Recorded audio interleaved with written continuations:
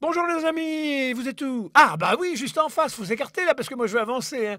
Bienvenue les amis en direct sur Onis TV, en direct des 30 Glorieuses. Oh, écoutez, dans ces temps un peu bousculés, moi je vous propose de nous réarrimer à l'histoire.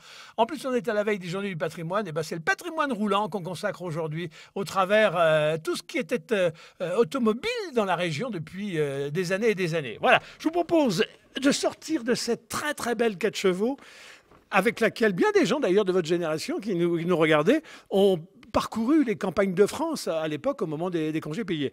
Et on est dans un lieu qui lui aussi est un lieu vintage puisque c'est le dernier garage de La Rochelle, garage des années 50. On est au boulevard Sautel, au milieu de... Comment dirais-je, au milieu de cette architecture béton, il a subsisté 2-3 points historiques ici sur ce boulevard Sautel. Le garage Guigné aujourd'hui, depuis 2 générations dans la famille Guigné, mais je ne vois pas Monsieur Guigné. Et c'est un garage qui a ouvert dans les années 50, au début des années 50. Il peut rester quelques formes du côté de Tadon, du côté de Fétilly. Et voilà Thierry Guigné qui arrive. Thierry, bonjour. Bonjour, bonjour. Bon, dites donc, quelle fierté, boulevard moderne, enfin bon, on va dire. Oui. Il y a 3 trucs sympas. Il y a l'ancienne halte postière où on changeait ses chevaux, Oui, là, voilà. qui a été préservée. Un petit peu plus bas, il y a l'octroi. Et puis il y a vous, le garage Guigné. Depuis Voilà, c'est ça. combien de temps dans la famille?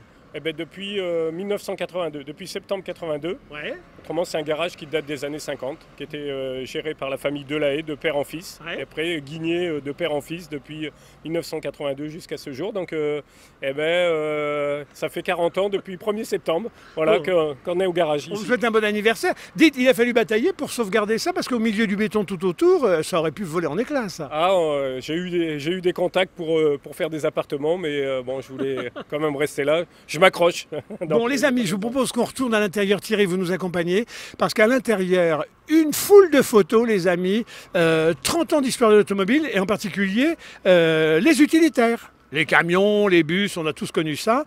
Et on doit cette expo à l'initiative de Florent Gaufretot, qui se distingue toujours au moment des Journées du patrimoine en défendant, lui, le patrimoine roulant. Il est pas garagiste, il n'est pas mécano, il est prof à l'Université de La Rochelle. Il est spécialiste en dessin architectural. Florent, bonjour. Bonjour. Bon, dites donc, vous êtes dans votre élément. Là, plus ici, j'ai l'impression qu'à la fac. Effectivement, tous les lieux me vont, mais effectivement, là, on est au garage Guigné, comme l'année dernière, pour les Journées du patrimoine. Alors, c'est la 3e année que vous participez aux Journées du patrimoine avec 3 thèmes, hein. Le premier, c'était les garages d'autrefois à La Rochelle. Ça a ému bien des gens parce qu'il y avait, comme les cinémas de quartier, eh ben, les garages de quartier.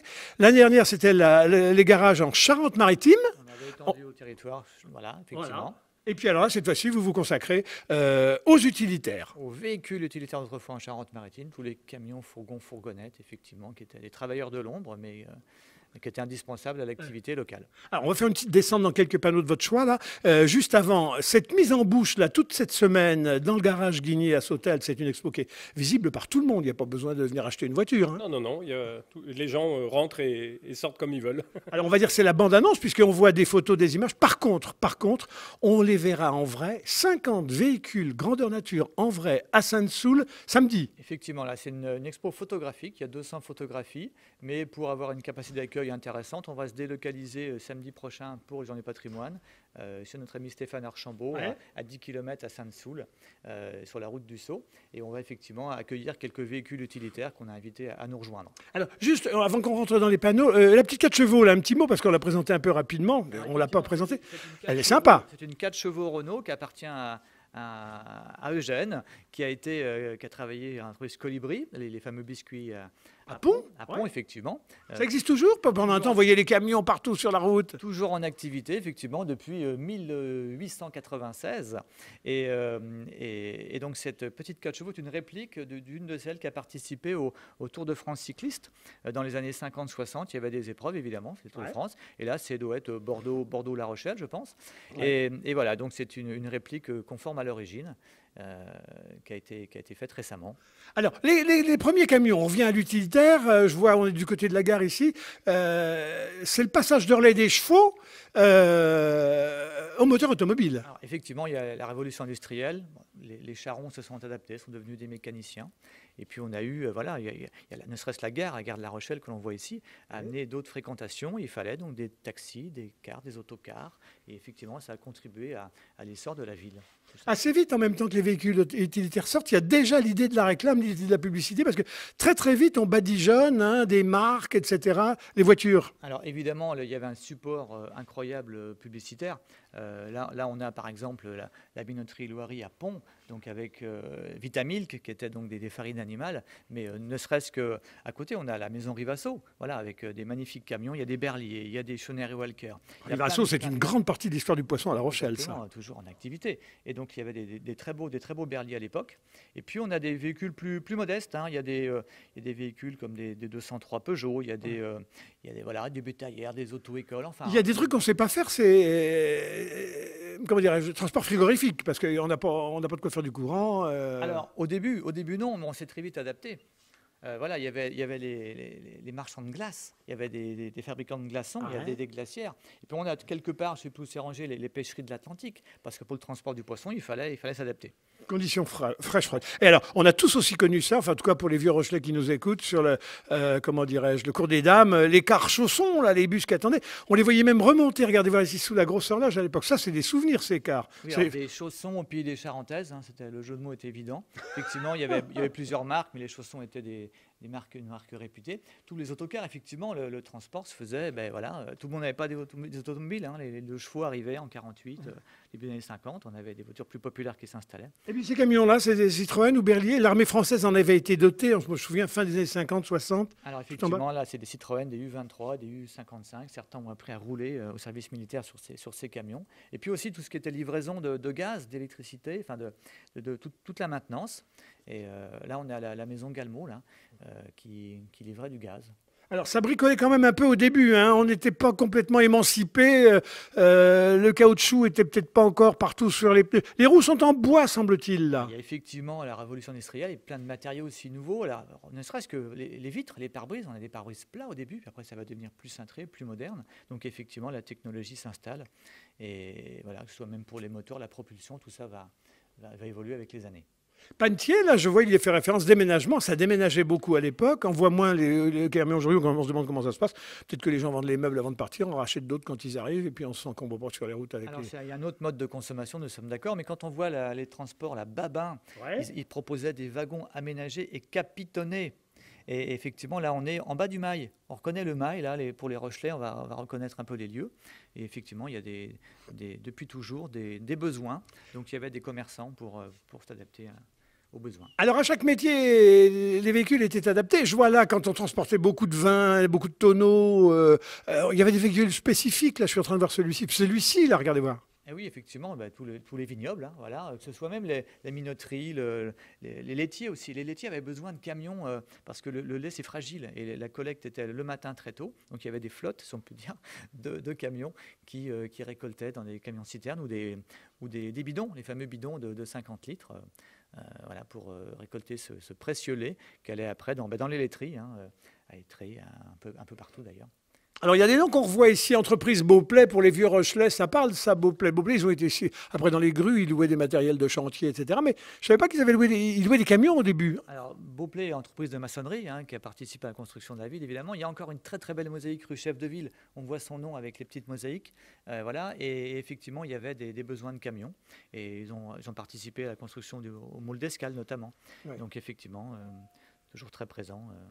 Pour la construction, les camions étaient utiles partout. Florent, vous qui êtes dessinateur, là, avec le sens du look quand même, il faut être pratique parce que c'est des véhicules, ça doit servir, mais il faut que ça soit quand même un peu looké. J'ai l'impression, regardez, qu'on mettait le paquet à l'époque, on était moins tenu par des standards qu'aujourd'hui. Regardez ceux-là, là, ça c'était splendide, ces camions-là. Effectivement, Atlantique Météor, on se croirait dans une bande dessinée de Blackie Mortimer. Oui, exact. Voilà. Et là, c'était les transports Verdier, il y a aussi le transport Robin, très connu, avec justement, en fait c'est La Rochelle, mais c'est Bourgneuf à côté, jusqu'à La Rochelle. On les voit là décharger à Paris, avenue de Rivoli. Il y avait des très gros camions et effectivement, voilà, les les camions s'adaptaient aux capacités. Là, il y avait des doubles essieux, triples. Enfin, c'est des camions énormes. Une entreprise qui a disparu de la circulation, c'est l'entreprise Porsche qui faisait du transport de marchandises, mais aussi qui faisait du transport de passagers. Le bus, il n'est pas de première fraîcheur, celui-là. Alors oui, effectivement. Et puis là, c'était quand même la forêt de Mervan comme promesse de dépaysement. Donc quand on voit je sais pas, il y a combien, il y a 50, 180 personnes dans cet attelage. Là, là, on est en 1910. Hein, on est vraiment, vraiment très, très loin. Alors dites donc, on parlait des colibris, mais chez Brossard, on avait le dossard. Hein. Regardez voir cet alignement de bagnoles, là, les camions. 50 Peugeot 403 aux couleurs, effectivement, des représentants. Et puis il y avait une flotte, voilà, avec des camions berliers. Les chauffeurs étaient en tenue, hein, toute une époque. Et puis Colibri, effectivement, là, qui nous a généreusement offert beaucoup de madeleines qu'on va offrir à tous les visiteurs, évidemment.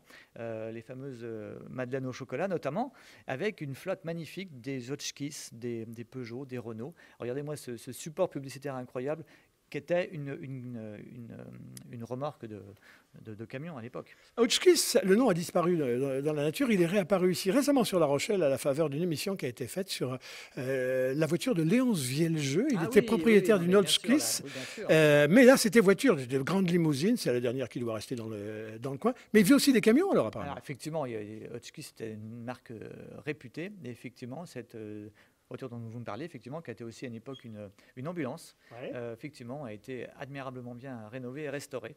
Alors, je vois un camion frigorifique, on en parlait tout à l'heure. Celui-ci, il marche déjà à l'électricité du camion ou non, il est encore à glace avec des pains de glace à l'intérieur? Alors là, c'est un gros moteur diesel, je pense, à l'époque. Mais si on se rapproche un petit peu de la CEMAT que tous les Rochelais... Voilà, là, on va montrer sur les images de Ludo. Venez, on va avancer pour... Regarde voir ce véhicule, il est drôle, ce truc. On a un véhicule, c'est un vrai dinosaure, en fait. On est là, il y a 80 ans. C'est un camion qui était déjà électrique dans les années 1930. Enfin, là, c'est un camion de 1943. Voilà. Et en plus, ce camion, il est rentré à La Rochelle. Là. Il est à Bourgneuf, en fait. Pardon, à Port-Neuf. Voilà. Et, à la CEMAT. À la CEMAT, qui construit toujours des véhicules, qui adapte des véhicules pour la collecte urbaine des déchets, et qui d'ailleurs fait encore des véhicules toujours électriques. Alors voilà, c'est ce qu'il faut dire, c'est qu'en étant 1943, déjà on sort des camions électriques. Aujourd'hui, les flottes publiques s'enorgueillissent d'avoir des véhicules électriques. Ben, les amis, les copains n'avaient pas attendu, hein, dès 43. Alors l'objectif, on ne parlait pas de la planète à l'époque, on n'avait rien à foutre. On allait au contraire, c'est les glorieuses. Oui, non, mais là, pour l'anecdote, effectivement, ce camion, c'était pour les quartiers parisiens dans le 16e arrondissement où on évitait de faire du bruit le matin à 5 heures. Pour réveiller madame, monsieur, réveiller madame et monsieur. Les bourgeois. Au-delà de ça, mais effectivement, et puis aussi, honnêtement, c'était aussi dans les arrondissements où la route était plate, parce qu'à l'époque, il y avait quand même, effectivement, Paris n'est pas la butte Montmartre, ça te monte un petit peu. Là, c'était plutôt dans les quartiers un peu plats. Mais effectivement, ce qui est intéressant de rappeler, c'est qu'on est, pour les Journées du patrimoine, le thème, c'est le patrimoine durable. Ouais. Et là, effectivement, le fait d'entretenir, de conserver ce patrimoine-là, c'est aussi une manière d'avoir un comportement sain et naturel. Voilà. Et une autre manière de marquer les années 50, les amis, c'est tout ce qui fondait la convivialité de l'époque. On le dit aujourd'hui avec nostalgie et regret. Eh ben, il y avait le vélo, le petit coup où on boit, on cause, on mange des colibris entre... Venez, on va se mettre dans la lumière, voilà, par là. Voilà. C'est mon vélo, je vais à l'université avec tout à l'heure. J'ai cours à 13h45 à l'UIT. Et effectivement, ça va être mon vélo. Attention de ne pas vous le faire piquer parce que je vois pas l'antivol à moi. Hein. Non, mais là, c'est le patrimoine durable. Mais non, il n'y a pas de souci avec ça. Thierry Guigné, je vais vous demander de nous rejoindre. Thierry, écoutez, le moment est venu de se séparer. L'année prochaine, on se retrouve sur un thème encore ou pas? Je ne sais pas, ça dépend de Florence qui va nous sortir de derrière les fagots, comme on dit. Ouais. Mais non, mais c'est avec plaisir de rencontrer, d'échanger avec les gens. Et puis, c'est nos années, notre jeunesse. Donc voilà.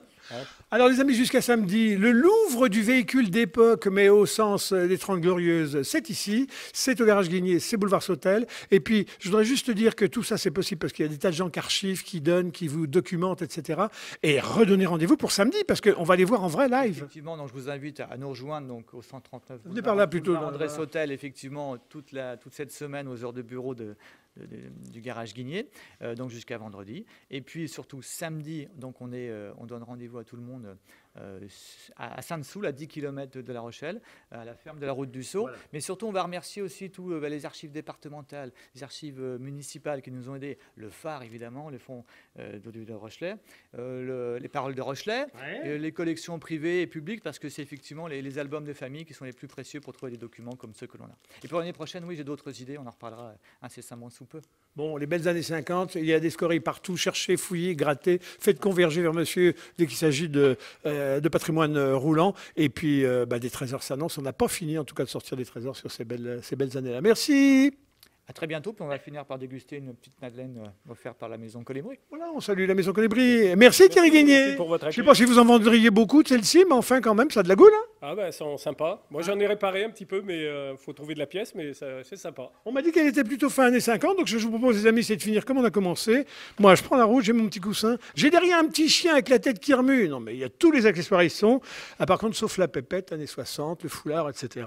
On prendra des stoppeuses en cours de route. Allez, les amis, à très très bientôt sur Onis TV et presque toujours en direct. À bientôt, les amis.